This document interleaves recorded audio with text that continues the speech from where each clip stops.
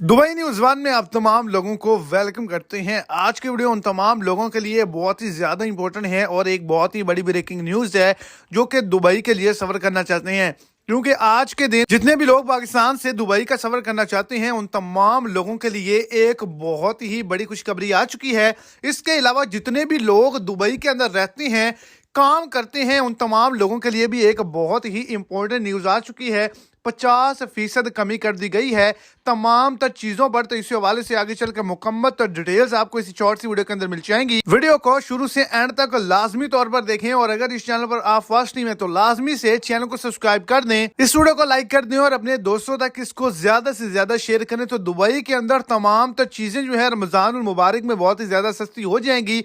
50% कमी की गई है। दूसरे नंबर पर अगर आप PIA की टिकट बाय करते हैं और दुबई का सफर करना चाहते हैं तो आप तमाम लोगों को टिकट पर 36% की कमी देखने को मिलेगी।